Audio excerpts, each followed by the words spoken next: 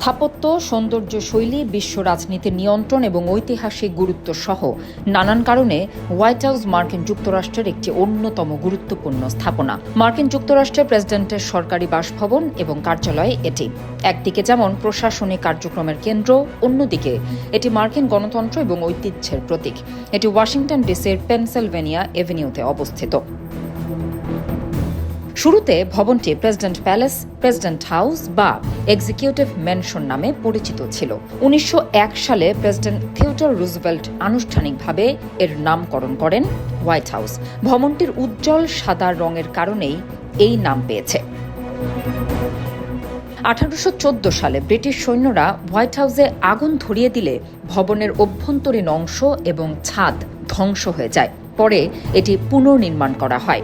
বর্তমান সময়ে এই ভবনটি কেবলমাত্র একটি বাসভবন নয়, এটি বিশ্ব রাজনীতির কেন্দ্রবিন্দু হিসেবে বিবেচিত। হোয়াইট হাউসে 6টি ফ্লোর রয়েছে, যার মধ্যে 2টি বেসমেন্ট এবং একটি অত্যন্ত সুরক্ষিত বাংকার। ভবনটি 3টি প্রধান অংশে বিভক্ত: ওয়েস্ট উইং, ইস্ট উইং এবং রেসিডেন্স। ওয়েস্ট উইং অংশটি প্রেসিডেন্টের প্রশাসনিক কাজের কেন্দ্র, যেখানে ওভাল অফিস, সিচুয়েশন রুম এবং ক্যাবিনেট রুম অবস্থিত। ইস্ট উইং ফার্স্ট লেডি এবং তার কর্মীদের কার্যালয় হিসেবে ব্যবহৃত হয়। এখানে অতিথিদের স্বাগত জানানোর স্থান এবং বিভিন্ন অনুষ্ঠান আয়োজনের ব্যবস্থা রয়েছে। রেসিডেন্স অংশে প্রেসিডেন্ট এবং তার পরিবার বাস করেন। পুরো ভবনে 132টি কক্ষ, 35টি বাথরুম, 8টি সিঁড়ি এবং 3টি এলিভেটর রয়েছে।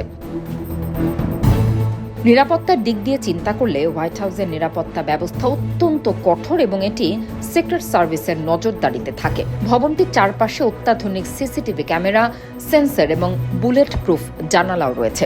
যে কোনো জরুরি পরিস্থিতিতে আশ্রয় নেবার জন্য প্রেসিডেন্ট এবং তার পরিবারের জন্য একটি গোপন বাংকারও প্রস্তুত রাখা হয়েছে। নিরাপত্তার পাশাপাশি এই ভবনটি একটি আধুনিক স্থাপত্যের উদাহরণ, যেখানে প্রতিটি অংশই কৌশলগতভাবে নির্মাণ করা হয়েছে। জর্জ ওয়াশিংটন এর নির্মাণ কাজ শুরু করেন এবং দুর্ভাগ্যবশত ভবনটির কাজ শেষ হওয়ার আগেই তিনি মৃত্যুবরণ করেন, ফলে তিনি এখানে বসবাসের সুযোগ পাননি। জন অ্যাডামস ছিলেন প্রথম প্রেসিডেন্ট যিনি হোয়াইট হাউসে বসবাস করেছিলেন। তবে প্রেসিডেন্টের বাসভবন হিসেবে ব্যবহৃত হলেও তাদের ব্যক্তিগত ব্যয়, যেমন খাবার, টুথপেস্ট এবং অন্যান্য প্রয়োজনীয় জিনিসপত্রের খরচ তারা নিজেরা বহন করেন। হোয়াইট হাউসের কিছু চমকপ্রদ দিকও রয়েছে। এর সৌন্দর্য ধরে রাখার জন্য প্রতি বছর প্রায় 570 গ্যালন সাদা রং ব্যবহার করা হয়। মজার বিষয় হচ্ছে, দ্বিতীয় বিশ্বযুদ্ধের সময় বিমান হামলা থেকে রক্ষা পাওয়ার জন্য হোয়াইট হাউসের বাইরের অংশ কালো রং করা হয়েছিল। প্রেসিডেন্ট এবং তার পরিবার ছাড়া হোয়াইট হাউসে কি অন্য কারো প্রবেশাধিকার আছে? উত্তর হচ্ছে হ্যাঁ, আছে। হোয়াইট হাউসে প্রতিদিন আনুমানিক প্রায় 5000 অতিথি বিভিন্ন কাজে আসেন। প্রেসিডেন্টের প্রশাসনিক কাজ ছাড়াও এখানে বিভিন্ন রাষ্ট্রীয় অনুষ্ঠান এবং বৈঠকের আয়োজন করা হয়। এই ভবনটির প্রতিটি অংশ মার্কিন প্রশাসনের ঐতিহাসিক গুরুত্ব বহন করে।